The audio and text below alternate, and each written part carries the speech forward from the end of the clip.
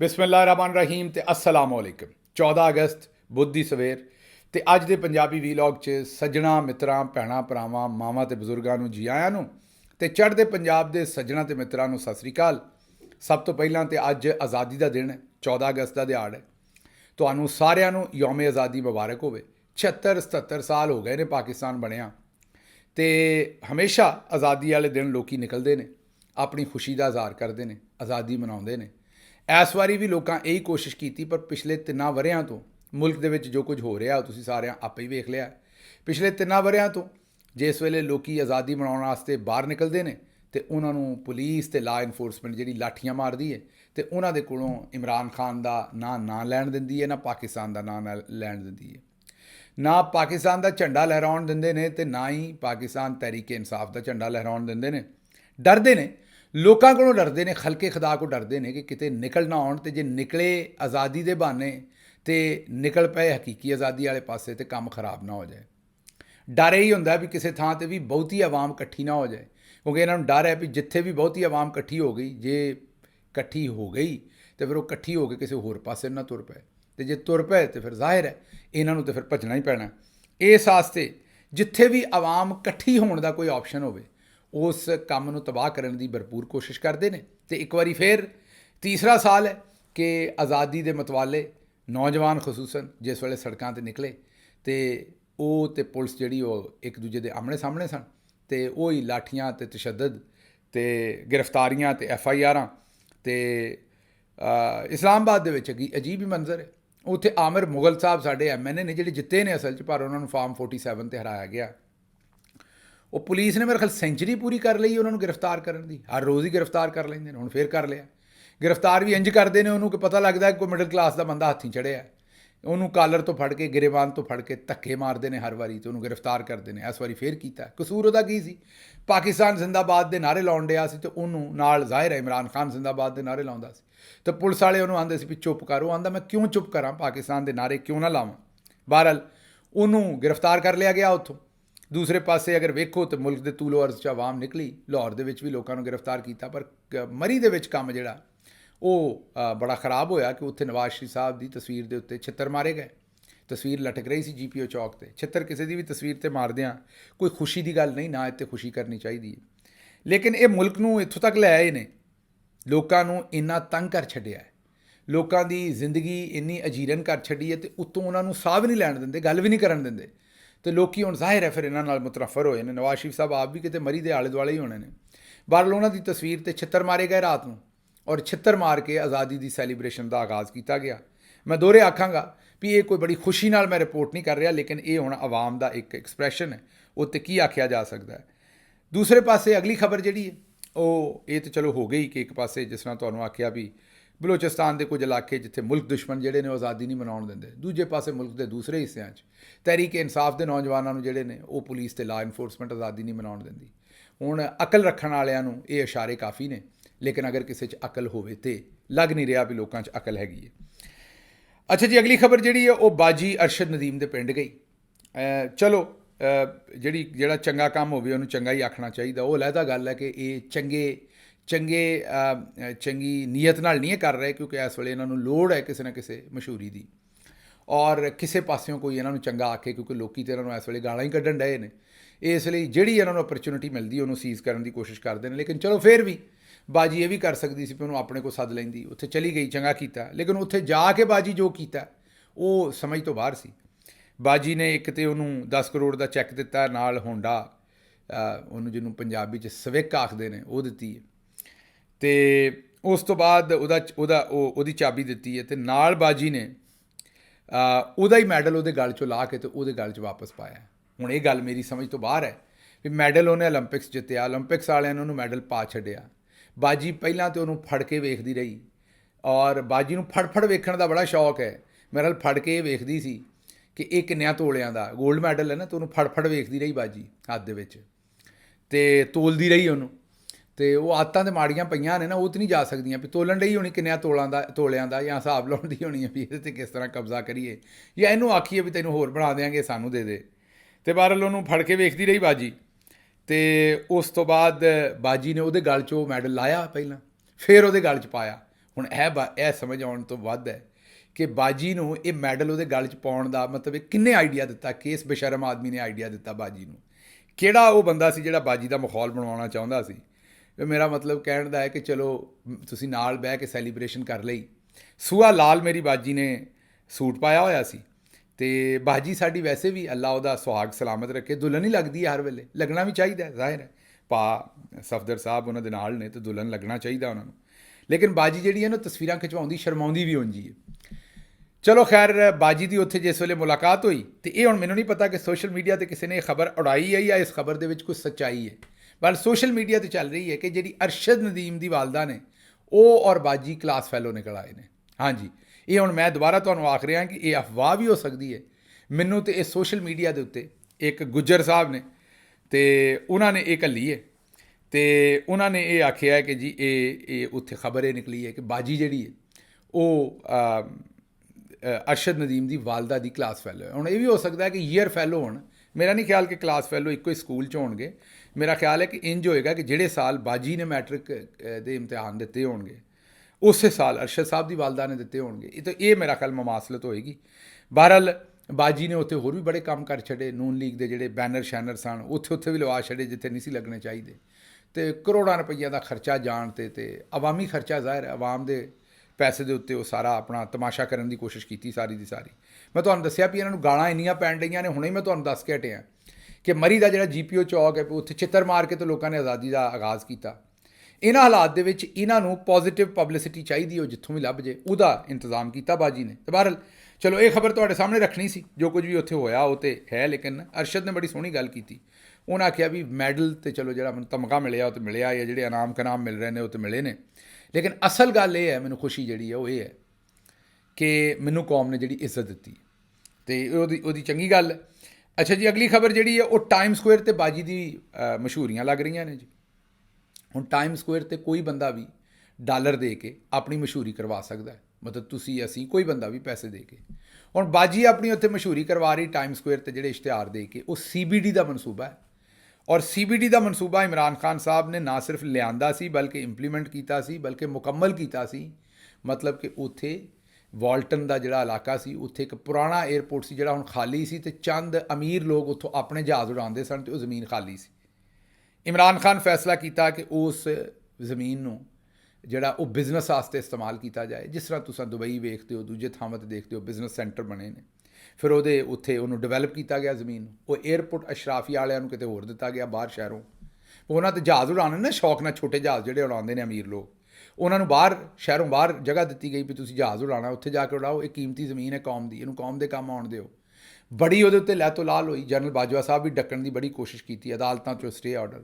ਇਮਰਾਨ ਖਾਨ ਨੂੰ ਪੂਰੇ 2 ਤੋਂ 3 ਸਾਲ ਲੱਗੇ CBD ਵਾਸਤੇ, ਟੈਲੈਂਟ ਹੰਟ ਕੀਤਾ, ਬਾਹਰੋਂ ਲੋਕੀ ਲਿਆਂਦੇ, ਉਹਨਾਂ ਦੇ ਕੋਲੋਂ CBD ਬਣਵਾਇਆ ਔਰ CBD ਅਥਾਰਟੀ ਬਣੀ। ਮੈਂ ਤੁਹਾਨੂੰ ਦੱਸਿਆ ਵੀ ਬੜਾ ਹੀ ਟਾਈਮ ਲੱਗਾ ਉਹਦੇ 'ਤੇ, ਕਿਉਂਕਿ ਮੈਂ ਹਰ ਜੁਮੇਰਾਤ ਨੂੰ ਜਾ ਕੇ ਉੱਤੇ ਪ੍ਰੈਸ ਕਾਨਫਰੰਸ ਕਰਦਾ ਸਾਂ ਔਰ ਅਰਬਾਂ ਰੁਪਈਆ ਉਹਦੇ ਵਿੱਚ ਇਕੱਠਾ ਕੀਤਾ ਕੌਮ ਵਾਸਤੇ। ਔਰ ਹੁਣ ਬਾਜੀ ਉਸ ਅਰਬਾਂ ਰੁਪਈਆ ਨੂੰ ਆਪਣਾ ਨਾਂ ਲਾ ਕੇ ਉੱਤੇ, ਜਿਹਦਾ ਬਾਜੀ ਨਾਲ ਕੋਈ ਲੈਣ ਦੇਣ ਨਹੀਂ, ਪ੍ਰੋਜੈਕਟ ਸ਼ੁਰੂ ਹੋ ਕੇ ਮੁਕੰਮਲ ਹੋ ਚੁੱਕਿਆ ਸੀ। ਜ਼ਾਹਿਰ ਉੱਥੇ ਹੁਣ ਬਿਲਡਿੰਗ ਤੇ ਬਣਨ ਨੂੰ ਅਜੇ 10-10 ਸਾਲ, 5-5 ਸਾਲ, 3-3 ਸਾਲ, ਜਿੱਡੀ ਵੀ ਸਾਈਜ਼ ਦੀ ਬਿਲਡਿੰਗ ਉਹ ਟਾਈਮ ਲੱਗੇਗਾ। ਅਤੇ ਲੇਕਿਨ ਇਹ ਕਿ ਉਹਦੇ ਪਲਾਟਾਂ ਦੀ ਸਾਰਾ ਕੰਮ ਜਿਹੜਾ ਉੱਥੇ, ਜਿਹੜੀ ਵੀ ਉਹਦੀ ਡਿਵੈਲਪਮੈਂਟ ਸੀ, ਜਿਹੜੇ ਵੀ ਉਹਦੇ ਨਕਸ਼ੇ ਸਨ, ਜਿਹੜੀ ਵੀ ਉੱਥੇ ਇੱਕ ਪੂਰੀ ਦੀ ਪੂਰੀ ਜ਼ੋਨਿੰਗ ਹੋਣੀ ਸੀ, ਸਾਰਾ ਕੁਝ ਉਹ ਮੁਕੰਮਲ ਹੋ ਚੁੱਕਿਆ ਸੀ ਇਮਰਾਨ ਖਾਨ ਸਾਹਿਬ ਦੇ ਜ਼ਮਾਨੇ 'ਚ। ਹੁਣ ਉਹ ਜਿਹੜਾ ਪੈਸਾ ਪਿਆ ਹੋਇਆ ਸਰਕਾਰ ਦੇ ਕੋਲ, CBD ਦੇ ਕੋਲ, ਉਸ ਪੈਸੇ ਦੇ ਉੱਤੇ ਬਾਜੀ ਨੇ ਜਿਹੜਾ ਉਹਦੇ ਇਸ਼ਤਿਹਾਰ ਜਿਹੜੇ ਨੇ ਉਹ ਅਮਰੀਕਾ ਜਾ ਕੇ ਹੁਣ ਦਿੱਤੇ ਨੇ। ਔਰ ਉੱਥੇ ਕੋਈ ਵੀ ਇਸ਼ਤਿਹਾਰ ਦੇ ਸਕਦਾ। ਅਸੀਂ ਤੁਹਾਨੂੰ ਇਹ ਇਸ਼ਤਿਹਾਰ ਦਿਖਾ ਰਹੇ ਹਾਂ ਕੁਛ ਜਿਹੜੇ ਉੱਥੇ ਇਸ਼ਤਿਹਾਰ ਹੋਰ ਦਿੱਤੇ ਗਏ ਨੇ ਉਸੇ ਜਗ੍ਹਾ ਦੇ ਉੱਤੇ, ਮਤਲਬ ਕੋਈ ਇਸ਼ਤਿਹਾਰ ਵੀ ਕਿਸੇ ਕਿਸਮ ਦਾ ਵੀ ਤੁਸੀਂ ਦੇ ਸਕਦੇ ਹੋ ਉੱਥੇ ਜਾ ਕੇ। ਅਤੇ ਇਹ ਕੰਮ ਹੁਣ ਬਾਜੀ ਸਾਹਿਬਾਂ ਕਰ ਰਹੀਆਂ ਨੇ। ਅੱਛਾ ਜੀ, ਅਗਲੀ ਖਬਰ ਜਿਹੜੀ ਉਹ ਚੀਫ ਮਿਨਿਸਟਰ ਸਾਹਿਬਾਂ ਨੇ ਸਰਕਾਰੀ ਇਸ਼ਤਿਹਾਰ ਦਿੱਤਾ ਔਰ ਉਹ ਸਰਕਾਰੀ ਇਸ਼ਤਿਹਾਰ ਜਿਹੜਾ ਹਕੂਮਤ ਪੰਜਾਬ ਨੇ ਦਿੱਤਾ, ਉਹਦੇ 'ਚੋਂ ਕਸ਼ਮੀਰ ਦਾ ਨਕਸ਼ਾ ਹੀ ਗਾਇਬ ਕਰ ਦਿੱਤਾ। ਹਾਂਜੀ, ਉਹ ਹਿੰਦੁਸਤਾਨ ਦੇ ਪਾਸੇ ਪਾ ਦਿੱਤਾ, ਕਸ਼ਮੀਰ ਨੂੰ ਪਾਕਿਸਤਾਨ 'ਚੋਂ ਕੱਢ ਕੇ ਨਕਸ਼ੇ ਦੇ ਉੱਤੇ ਹਿੰਦੁਸਤਾਨ 'ਚ ਪਾ ਦਿੱਤਾ। ਇਹ ਪੰਜਾਬ ਦੀ ਹਕੂਮਤ ਕੀਤਾ। ਕਾਪੀਆਂ ਛਪ ਗਈਆਂ, ਲੋਕਾਂ ਤੱਕ ਅੱਪੜ ਗਈਆਂ। ਉਸ ਤੋਂ ਬਾਅਦ ਬਾਜੀ ਨੇ ਕੀਤਾ ਹੈ ਕਿ ਉਹ ਜਿਹੜੀਆਂ ਕਾਪੀਆਂ ਸਨ ਉਹ ਤਾਂ ਲੋਕਾਂ ਕੋਲ ਚਲੇ ਗਈਆਂ, ਲੱਖਾਂ ਦੀ ਤਾਦਾਦ ਜਿਹੜੀਆਂ ਵੀ ਅਖਬਾਰਾਂ ਛਪੀਆਂ, ਉਹ ਜਿਹੜਾ ਇਸ਼ਤਿਹਾਰ ਸੀ ਉਹਨੂੰ ਉਸ ਤੋਂ ਬਾਅਦ ਬਦਲਿਆ, ਟੈਂਪਰ ਕੀਤਾ ਅਤੇ ਉਹਨੂੰ ਟਵੀਟ ਕਰ ਦਿੱਤਾ। ਔਰ ਬਜਾਏ ਮਾਫੀ ਮੰਗਣ ਦੀ ਕਿ ਮੇਰੀ ਹਕੂਮਤ ਕੋਲੋਂ ਇਹ ਕੰਮ ਹੋਇਆ ਕਿ ਕਸ਼ਮੀਰ ਨੂੰ ਕੱਢ ਦਿੱਤਾ ਨਕਸ਼ੇ ਚੋਂ, ਉਲਟਾ ਇਹ ਆਖਿਆ ਵੀ ਇਹ ਲੋਕੀ ਝੂਠ ਮਾਰਨ ਡਏ ਨੇ ਵੀ ਅਸੀਂ ਨਕਸ਼ੇ ਚੋਂ ਕੱਢ ਦਿੱਤਾ, ਵੇਖੋ ਨਕਸ਼ੇ 'ਚ ਹੈਗਾ। ਇੱਕ ਤੇ ਪੜ੍ਹੇ ਲਿਖੇ ਨਹੀਂ, ਦੂਜਾ ਇਹ ਕੋਸ਼ਿਸ਼ ਨਹੀਂ ਕਰਦੇ। ਅੱਛਾ ਜੀ, ਅਗਲੀ ਖਬਰ ਆਮਿਰ ਮਤੀਨ ਸਾਹਿਬ ਦੀ ਆਉਂਦੇ ਨੇ ਕਿ ਜਨਰਲ ਫੈਜ਼ ਹਮੀਦ ਜਿਹੜੇ ਸਨ ਉਹ ਨਵਾਜ਼ ਸ਼ਰੀਫ ਸਾਹਿਬ ਸਨ ਨਾਲ ਮੁਸਲਸਲ ਰਾਬਤੇ 'ਚ ਸਨ ਔਰ ਲੰਦਨ 'ਚੋਂ ਰਾਬਤੇ 'ਚ ਵੀ ਸਨ ਔਰ ਉਹ ਆਰਮੀ ਚੀਫ ਵੀ ਬਣਨਾ ਚਾਹੁੰਦੇ ਸਨ ਔਰ ਮੁਸਲਸਲ ਰਾਬਤਾ ਕਰ ਰਹੇ ਸਨ। ਲੇਕਿਨ ਨਵਾਜ਼ ਸ਼ਰੀਫ ਸਾਹਿਬ ਨੇ ਫੈਜ਼ ਹਮੀਦ ਸਾਹਿਬ ਦੇ ਉੱਤੇ ਇਤਬਾਰ ਨਹੀਂ ਕੀਤਾ। ਇਤਬਾਰ ਨਾ ਹੋਣ ਦੀ ਵਜ੍ਹਾ ਤੋਂ ਉਹਨਾਂ ਨੇ ਆਰਮੀ ਚੀਫ ਨਹੀਂ ਬਣਵਾਇਆ ਤੇ ਲੇਕਿਨ ਫੈਜ਼ ਹਮੀਦ ਸਾਹਿਬ ਬਣਨਾ ਚਾਹੁੰਦੇ ਸਨ ਤੇ ਮੁਸਲਸਲ ਉਹਨਾਂ ਨਾਲ ਰਾਬਤੇ 'ਚ ਸਨ। ਇਹ ਕਹਿਣਾ ਹੈ ਆਮਿਰ ਮਤੀਨ ਸਾਹਿਬ ਦਾ। ਉਹ ਆਉਂਦੇ ਨੇ ਕਿ ਵਜ੍ਹਾ ਸਿਰਫ ਇਹ ਬਣੀ ਕਿ ਫੈਜ਼ ਹਮੀਦ ਸਾਹਿਬ ਦੀਆਂ ਜਿਹੜੀਆਂ ਗਰੰਟੀਆਂ ਸਨ ਨਾ, ਜਿਹੜੇ ਲੋਕੀ ਆਉਂਦੇ ਸਨ ਕਿ ਇਹਨਾਂ ਨੂੰ ਆਰਮੀ ਚੀਫ ਬਣਾ ਦਿਓ ਤੇ ਇਹ ਠੀਕ ਰਹਿਣਗੇ, ਉਹ ਗਰੰਟੀਆਂ ਮਾੜੀਆਂ ਸਨ, ਇਸ ਵਜ੍ਹਾ ਤੋਂ ਉਹ ਰਹਿ ਗਏ। ਅੱਛਾ ਜੀ, ਅਗਲੀ ਖਬਰ ਮੋਹਸਨ ਬੇਗ ਸਾਹਿਬ ਦੀ ਹੈ। ਉਹ ਆਉਂਦੇ ਨੇ ਕਿ ਕੋਰਟ ਮਾਰਸ਼ਲ ਦਾ ਫੈਜ਼ ਹਮੀਦ ਸਾਹਿਬ ਨੂੰ ਜਿਹੜਾ ਸਾਹਮਣਾ ਹੋਇਆ ਇਸ ਲਈ ਹੈ ਕਿ ਉਹ ਪਾਕਿਸਤਾਨ ਦੇ ਵਿੱਚ ਮਾਰਸ਼ਾਲਾ ਲਾਉਣਾ ਚਾਹੁੰਦੇ ਸਨ ਆਰਮੀ ਚੀਫ ਬਣ ਕੇ, ਤੇ ਉਹ ਪਾਕਿਸਤਾਨ ਦੇ ਵਿੱਚ ਪੂਟਨ ਵਾਲਾ ਮਾਡਲ ਜਿਹੜਾ ਨਾ ਉਹ ਲਿਆਉਣਾ ਚਾਹੁੰਦੇ ਸਨ। ਮਤਲਬ ਕਿ ਪੱਕਾ ਹੀ ਉਹਦੇ 'ਤੇ ਆਪਣੀ ਗ੍ਰਿਫਤ ਪਾਕਿਸਤਾਨ 'ਤੇ ਅਗਲੇ ਕਈ ਸਾਲਾਂ ਤੱਕ ਰੱਖਣਾ ਚਾਹੁੰਦੇ ਸਨ। ਇਹ ਆਖਿਆ ਜਨਾਬੇ ਵਾਲਾ ਮੋਹਸਨ ਬੇਗ ਸਾਹਿਬ ਨੇ, ਤੇ ਉਹਨਾਂ ਕਿਹਾ ਕਿ ਇਹ ਨਵਾਜ਼ ਸ਼ਰੀਫ ਸਾਹਿਬ ਨੂੰ ਵੀ ਪੈਗਾਮ ਭੇਜਦੇ ਰਹੇ ਨੇ ਆਰਮੀ ਚੀਫ ਬਣਨ ਵਾਸਤੇ ਔਰ ਇਹਨਾਂ ਦੇ ਉਹ ਜਿਹੜੇ ਪੈਗਾਮ ਨੇ ਸਾਰੇ ਰਿਕਾਰਡਡ ਵੀ ਨੇ, ਸਾਡੇ ਕੋਲ ਉਹਦੇ ਸਬੂਤ ਵੀ ਨੇ ਅਤੇ ਉਹ ਪੇਸ਼ ਵੀ ਕਰ ਦਿੱਤੇ ਜਾਣਗੇ।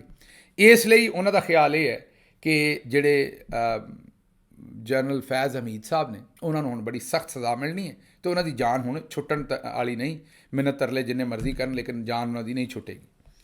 ਅੱਛਾ ਜੀ, ਅੱਗੋਂ ਸ਼ਫਕਤ ਅਲੀ ਕੁਰੈਸ਼ੀ ਸਾਹਿਬ ਖਬਰ ਦਿੱਤੀ ਹੈ ਕਿ ਫਾਇਰਵਾਲ ਅਤੇ ਇੰਟਰਨੈਟ ਸਲੋ ਕਰਨ ਦੀ ਵਜ੍ਹਾ ਤੋਂ ਪਾਕਿਸਤਾਨ ਦੇ ਵਿੱਚ IT ਬਿਜ਼ਨਸ ਤਬਾਹ ਹੋ ਗਿਆ। ਜਿਹੜੇ ਇਸ ਵੇਲੇ ਤੁਸੀਂ VPN ਇਸਤੇਮਾਲ ਕਰਦੇ ਹੋ, VPN ਦੀ ਜਿਹੜੀ ਇਸਤੇਮਾਲ ਕਰਨ ਦੀ ਪਰਸੈਂਟੇਜ ਉਹ 6000 ਗੁਣਾ ਵਧੀ ਹੈ ਪਾਕਿਸਤਾਨ। ਕਿੰਨੀ? 6000 ਗੁਣਾ VPN ਜ਼ਿਆਦਾ ਇਸਤੇਮਾਲ ਹੋ ਰਿਹਾ ਪਾਕਿਸਤਾਨ 'ਚ ਇਸ ਵੇਲੇ। ਔਰ ਕਿਉਂਕਿ ਇੰਟਰਨੈਟ ਸਲੋ ਹੈ ਔਰ ਉਸ ਵਜ੍ਹਾ ਤੋਂ ਇੰਟਰਨੈਟ ਸਲੋ ਹੋਣ ਦੀ ਵਜ੍ਹਾ ਤੋਂ ਜਿਹੜੇ ਬਿਜ਼ਨਸਿਸ ਪਾਕਿਸਤਾਨ 'ਚ ਹੋ ਰਹੇ ਸਨ ਉਹ ਹੁਣ ਕਰ ਹੀ ਨਹੀਂ ਸਕਦੇ, IT ਦੇ ਬਿਜ਼ਨਸਮੈਨ ਜਿੰਨੇ ਵੀ ਨੇ। ਅਤੇ ਜਿਹੜੀਆਂ ਇੰਟਰਨੈਸ਼ਨਲ ਕੰਪਨੀਆਂ ਨੇ ਉਹ ਉਹਨਾਂ ਦੇ ਕੋਲੋਂ ਠੇਕੇ ਵਾਪਸ ਲਈ ਜਾ ਰਹੇ ਨੇ ਔਰ ਬਿਜ਼ਨਸ ਜਿਹੜੇ ਨੇ ਉਹ ਤਬਾਹ ਹੋ ਗਏ ਨੇ ਪਾਕਿਸਤਾਨੀਆਂ ਦੇ। ਇਹ ਉਹਨਾਂ ਦੀ ਖਬਰ ਹੈ, ਇਹਦੇ 'ਚ ਕੋਈ ਸ਼ੱਕ ਹੀ ਨਹੀਂ। ਅੱਛਾ ਜੀ, ਹਿੰਦੁਸਤਾਨ ਦੇ ਵਿੱਚ ਇੱਕ ਬ੍ਰਾਹਮਣ ਔਰਤ ਨੂੰ ਜਿਹੜਾ ਟੈਕਸੀ ਡਰਾਈਵਰ ਸੀ ਦਿੱਲੀ ਦੇ ਵਿੱਚ, ਉਹਨੇ ਮੁਸਲਮਾਨ ਖਾਤੂਨ ਕਹਿ ਕੇ ਉਤਾਰ ਦਿੱਤਾ ਅਤੇ ਉਹਨਾਂ ਨੂੰ ਕਿਹਾ ਇਹ ਹਿੰਦੁਸਤਾਨ ਹੈ, ਇਹ ਤੁਹਾਡਾ ਪਾਕਿਸਤਾਨ ਨਹੀਂ, ਤੂੰ ਹਲਾਲੇ ਦੀ ਔਲਾਦ ਹੈ ਅਤੇ ਇਸ ਲਈ ਮੈਂ ਤੈਨੂੰ ਟੈਕਸੀ 'ਚ ਨਹੀਂ ਪਾਉਣਾ। ਜ਼ਾਹਿਰ ਉਹਨੇ ਉਹਦੀ ਵੀਡੀਓ ਬਣਾ ਲਈ, ਉਹ ਬਾਅਦ 'ਚ ਸੋਸ਼ਲ ਮੀਡੀਆ 'ਤੇ ਸਰਕੂਲੇਟ ਹੋਈ। ਇਹ ਉਸ ਪਾਸੇ ਹਿੰਦੁਸਤਾਨ ਦੇ ਹਾਲਾਤ ਸਨ। ਉੱਥੋਂ ਆਜ਼ਾਦੀ ਇੱਥੇ ਲੈ ਕੇ ਆਏ ਅਤੇ ਇੱਥੇ PTI ਦਾ ਅਤੇ ਇਮਰਾਨ ਖਾਨ ਦਾ ਨਾਅਰਾ ਨਹੀਂ ਮਾਰ ਸਕਦੇ, ਉੱਥੇ ਮੁਸਲਮਾਨ ਨਹੀਂ ਰਹਿ ਸਕਦੇ ਅਤੇ ਇੱਥੇ ਆਪਣੀ ਮਰਜ਼ੀ ਦੀ ਪੋਲੀਟੀਕਲ ਪਾਰਟੀ ਨਹੀਂ ਰੱਖ ਸਕਦੇ। ਮੁਸੀਬਤਾਂ ਹੀ ਪਏ ਹੋਏ ਆ। ਅੱਛਾ ਜੀ, ਅੱਗੇ ਤੁਹਾਡੇ ਕੋਲ ਕੋਈ ਚਿੱਠੀ ਪੱਤਰ ਰੱਖ ਦਈਏ। ਚਿੱਠੀ ਪੱਤਰ ਜਨਾਬ, ਜਿਹੜਾ ਪਹਿਲਾ ਚਿੱਠੀ ਪੱਤਰ ਹੈ ਉਹ ਬੜਾ ਹੀ ਇੰਟਰਸਟਿੰਗ ਹੈ। ਉਹਨਾਂ ਕਿਹਾ ਜਿਸ ਮੁਲਕ ਦੇ ਸਟੋਰ ਜਰਨਲ ਹੋਣ, ਜਰਨਲ ਸਟੋਰ ਨਹੀਂ ਹੁੰਦਾ, ਜਿਸ ਮੁਲਕ ਦੇ ਸਟੋਰ ਜਰਨਲ ਹੋਣ, ਚਾਵਲ ਕਰਨਲ ਹੋਣ, ਸਿਗਰਟ ਕੈਪਟਨ ਹੋਣ, ਅਤੇ ਮਤਲਬ ਉਹ ਤੁਹਾਨੂੰ ਪਤਾ ਹੀ ਹੈ ਨਾ, ਕਰਨਲ ਦੇ ਚੌਲ ਅਤੇ ਕੈਪਟਨ ਦੇ ਸਿਗਰਟ, ਅਤੇ ਸੀਮੈਂਟ ਔਰ ਖਾਦ ਫੌਜੀ ਹੋਣ, ਬੈਂਕ ਅਸਕਰੀ ਹੋਣ, ਪੱਖੇ AC ਅਤੇ DC ਹੋਣ, ਅਤੇ ਉਸ ਮੁਲਕ ਦੇ ਵਿੱਚ ਫਿਰ ਜਨਰਲ, ਕਰਨਲ, ਕੈਪਟਨ, ਫੌਜੀ, ਅਸਕਰੀ ਅਦਾਰੇ, AC ਔਰ DC ਵਗੈਰਾ ਨਹੀਂ ਖੁਸ਼ਹਾਲ ਹੋਣਾ ਹੈ। ਆਮ ਆਵਾਮ ਜਿਹੜੀ ਹੈ ਉਹ ਤਾਂ ਫਿਰ ਬਦਹਾਲੀ ਦਾ ਹੀ ਸ਼ਿਕਾਰ ਰਹੇਗੀ ਔਰ ਉਹਨਾਂ ਦੀ ਕਿਸਮਤ ਦੇ ਵਿੱਚ ਤਾਂ ਜ਼ਾਹਿਰ ਹੈ ਫਿਰ ਬਦਹਾਲੀ ਲਿਖੀ ਹੈ। ਹੁਣ ਇਸ ਕੌਮੈਂਟ ਦੇ ਉੱਤੇ ਮੈਂ ਕੀ ਤਜਜ਼ੀਆ ਕਰਾਂ, ਮਤਲਬ ਕਿ ਇਹ ਤਾਂ ਆਪ ਹੀ ਤਜਜ਼ੀਆ ਹੈ ਪੂਰੇ ਦਾ ਪੂਰਾ, ਇਹਦੇ 'ਤੇ ਮਜ਼ੀਦ ਤੇ ਹੋਰ ਕੁਝ ਨਹੀਂ ਆਖਿਆ ਜਾ ਸਕਦਾ, ਇਹ ਤਾਂ ਇਹਨਾਂ ਆਪੇ ਹੀ ਤਜਜ਼ੀਆ ਕਰ ਦਿੱਤਾ ਹੈ। ਮੁਹੰਮਦ ਮੁਨੀਰ ਸਾਹਿਬ ਆਉਂਦੇ ਨੇ ਕਿ ਜੀ ਨਈਮ ਬੁਖਾਰੀ ਤੁਹਾਡਾ ਸ਼ੁਕਰੀਆ, ਤੁਸੀਂ ਮੁਸ਼ਕਿਲ ਦੌਰ ਦੇ ਵਿੱਚ ਸੱਚ ਦੀ ਗੱਲ ਕੀਤੀ ਹੈ। ਹਾਲਾਂਕਿ ਸਭ ਜਾਣਦੇ ਨੇ ਕਿ ਇਹੋ ਜਿਹੀ ਸਿੱਧੀ ਗੱਲ ਕਰਨ ਦੀ ਜੁਰਤ ਸਿਰਫ ਤੁਹਾਡੇ ਕੋਲ ਹੀ ਹੈ। ਜਾਣਦੇ ਸਾਰੇ ਹੀ ਨੇ ਜੋ ਕੁਝ ਹੋ ਰਿਹਾ, ਲੇਕਿਨ ਤੁਹਾਡੀ ਮਿਹਰਬਾਨੀ ਕਿ ਤੁਸੀਂ ਬੜੀ ਸਿੱਧੀ ਅਤੇ ਸੁੱਚੀ ਗੱਲ ਕਰ ਛੱਡੀ ਹੈ। ਇਹ ਮੁਹੰਮਦ ਮੁਨੀਰ ਸਾਹਿਬ ਨੇ ਨਈਮ ਬੁਖਾਰੀ ਸਾਹਿਬ ਦੇ ਬਾਰੇ ਆਖਿਆ। ਅੱਛਾ ਜੀ, ਉਸ ਤੋਂ ਬਾਅਦ ਅਗਲਾ ਕੌਮੈਂਟ ਹੈ ਕਿ ਅਸੀਂ ਪਾਕਿਸਤਾਨੀ ਜਿਹੜੇ ਹੈ ਬਾਜੀ ਤੋਂ ਬੜੇ ਤੰਗ ਹੈ। ਆਪਣੇ ਮਾਮਲਾਤ ਅੱਲਾ ਦੀ ਬਜਾਏ, ਆਪਣੇ ਮਾਮਲਾਤ ਇਹਨਾਂ ਦੀ ਬਜਾਏ ਅਸੀਂ आमला ਨੂੰ भरपूर क्रेडिट मिलेगा। ये पता नहीं है ना की लिखे, अल्लाह की बजाय हमारे अल्लाह ताला के हाँ हल हो और इनको इनके अमलों का, अच्छा आमल लिख छड़िया इन्होंने। वो कहना चाह रहे हैं कि इन्हों के जोड़े मामलात ने उन्होंने हुण अल्लाह ही वेखे, तो इन्हों के जोड़े अमल ने इन्हों का भरपूर क्रेडिट भी अल्लाह देगी, मतलब कि जोड़े भैड़े काम कर रहे हैं। अच्छा जी, अगों आते हैं कि मैं चार कोर लाहौर जनरल खालिद मकबूल साहब के नाल काम किया है, तो 4 कोर कमांडर जोड़े सन, जाहिर है जोड़े कोर कमांडर लाहौर उन्होंने बारे कहना चाह रहे हैं मेरे ख्याल, ਤੇ ਅਸੀਂ ਉਹਨਾਂ ਦੀ ਸਕਾਟਿੰਗ ਟੀਮ ਦੇ ਵਿੱਚ ਸਾਂ, ਪਾਕਿਸਤਾਨ ਮਿਲਟਰੀ ਪੁਲਿਸ ਦੇ ਵਿੱਚ। ਅਸੀਂ ਕਦੀ ਜਨਾਹ ਹਾਊਸ ਦਾ ਨਾਂ ਨਹੀਂ ਸੀ ਸੁਣਿਆ। ਅਸੀਂ ਹਮੇਸ਼ਾ ਕੋਰ ਕਮਾਂਡਰ ਹਾਊਸ ਹੀ ਇਹਨੂੰ ਆਖਿਆ ਤੇ ਸੁਣਿਆ, ਤੇ ਅਸੀਂ ਪਹਿਲੀ ਵਾਰੀ ਇਹ ਜਨਾਹ ਹਾਊਸ ਦੇ ਨਾਂ ਨਾਲ ਸੁਣ ਰਹੇ ਹਾਂ ਜਦੋਂ ਦਾ ਇਹ ਸਾਰਾ 9 ਮਈ ਤੇ ਪੀਟੀਆਈ ਦੇ ਖਾਤੇ ਦੇ ਵਿੱਚ ਪਾਇਆ ਗਿਆ। ਉਸ ਤੋਂ ਬਾਅਦ ਹੀ ਜਨਾਹ ਹਾਊਸ ਅਸੀਂ ਸੁਣਿਆ, ਉਸ ਤੋਂ ਪਹਿਲਾਂ ਅਸੀਂ ਜਨਾਹ ਹਾਊਸ ਦਾ ਨਾਂ ਕਦੇ ਨਹੀਂ ਸੁਣਿਆ ਇੱਥੇ। ਅੱਛਾ ਜੀ, ਗਜ਼ਾਲਾ ਆਰਿਫ ਸਾਹਿਬਾ ਕਹਿੰਦੀਆਂ ਨੇ ਕਿ ਕੋਈ ਗਵਰਨਮੈਂਟ ਇੰਸਟੀਟਿਊਸ਼ਨ ਦਾ ਜਿਹੜਾ ਨਾਂ ਹੈ ਉਹ ਪੋਲੀਟੀਸ਼ੀਅਨ ਦੇ ਨਾਂ ਤੇ ਨਹੀਂ ਰੱਖਣਾ ਚਾਹੀਦਾ। ਅਗਰ ਰੱਖਣਾ ਹੈ ਤੇ ਉਹਦੇ ਤੇ ਉਹ ਪੈਸੇ ਦੇਣ ਆਪਣੇ। ਸੁਪਰੀਮ ਕੋਰਟ ਨੂੰ ਇਹ 'ਤੇ ਨੋਟਿਸ ਲੈਣਾ ਚਾਹੀਦਾ। ਮਤਲਬ ਅਗਰ ਕਿਸੇ ਨੇ ਆਪਣਾ ਨਾਂ ਰਖਵਾਉਣਾ ਹੈ ਕਿਸੇ ਇੰਸਟੀਟਿਊਸ਼ਨ ਤੇ ਉਹ ਉਹਦੇ ਪੈਸੇ ਦੇਣ, ਮਤਲਬ ਕਿ ਉਸ ਅਦਾਰੇ ਵਾਸਤੇ ਫਿਰ ਕੋਈ ਪੈਸੇ ਦੇਣ, ਅਦਾਰਾ ਆਪ ਬਣਵਾਉਣ, ਫਿਰ ਨਾਂ ਰੱਖਣ ਆਪਣਾ। ਸਰਕਾਰੀ ਜਿਹੜੇ ਅਦਾਰੇ ਨੇ ਉਹਨਾਂ ਦੇ ਉੱਤੇ ਆਪਣਾ ਨਾਂ ਰੱਖਣ। ਅੱਛਾ ਜੀ, ਲਾਹੌਰ ਕਾਲਜ ਨੇ ਜਿਹੜਾ ਹਿਸਟਰੀ ਦਾ ਮਿਊਜ਼ੀਅਮ ਬਣਾਇਆ ਮਰੀਮ ਸਫਦਰ ਵਾਸਤੇ, ਮੁਸਰਤ ਸਈਦ ਆਖਦੀਆਂ ਨੇ, ਉਹਨਾਂ ਕਿਹਾ ਕਿੱਡੀ ਸ਼ਰਮ ਦੀ ਗੱਲ ਹੈ, ਇੱਕ ਅਨਐਜੂਕੇਟਡ ਔਰਤ ਜਿਹੜੀ ਕਰਪਟ ਹੈ, ਚੋਰ ਹੈ, ਜਿਹਨੇ ਕੋਈ ਪਾਕਿਸਤਾਨ ਵਾਸਤੇ ਚੰਗਾ ਕੰਮ ਨਹੀਂ ਕੀਤਾ, ਤੇ ਉਹਦੇ ਨਾਂ ਦੇ ਉੱਤੇ ਯੂਨੀਵਰਸਿਟੀਆਂ 'ਚ ਹੁਣ ਜਿਹੜੀਆਂ ਨੇ ਉਹ ਲਾਇਬ੍ਰੇਰੀਆਂ ਤੇ ਪਤਾ ਨਹੀਂ ਕੀ ਕੁਝ ਰੱਖਿਆ ਜਾ ਰਿਹਾ, ਮਿਊਜ਼ੀਅਮ ਰੱਖੇ ਜਾ ਰਹੇ ਨੇ। ਤੇ ਉਹਨਾਂ ਜ਼ਾਹਿਰ ਹੈ ਤੋਂ ਇਹ ਲਾਨਤ ਕੀਤੀ ਹੈ ਰੱਖਣ ਵਾਲਿਆਂ 'ਤੇ ਵੀ ਤੇ ਰਖਵਾਉਣ ਵਾਲਿਆਂ 'ਤੇ ਵੀ। ਤੇ ਇਹ ਕਮੈਂਟ ਨੇ।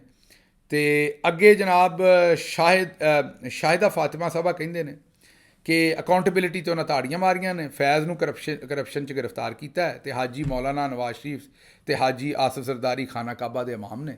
ਉਹਨਾਂ ਕਿਹਾ ਫੈਜ਼ ਹਮੀਦ ਕਰਪਟ ਹੈ, ਤੇ ਇਹ ਸਾਰੇ ਜਿਹੜੇ ਨਾ ਜੀ ਬੜੇ ਚੰਗੇ ਬੰਦੇ ਉੱਤੇ ਲਿਆਂਦੇ ਜੇ। ਮਤਲਬ ਕਿ ਹੁਣ ਜਦੋਂ ਕਿਸੇ ਨੂੰ ਕਰਪਸ਼ਨ 'ਚ ਗ੍ਰਿਫਤਾਰ ਕਰਦੇ ਨੇ ਤਾਂ ਲੋਕਾਂ ਦਾ ਹਾਸਾ ਨਿਕਲ ਜਾਂਦਾ ਹੈ। ਬਹਰਹਾਲ ਮੈਨੂੰ ਦਿਓ ਇੱਥੋਂ ਇਜਾਜ਼ਤ ਜੀ, ਇਹਦੇ ਨਾਲ ਹੀ ਰੱਬ ਰਾਖਾ।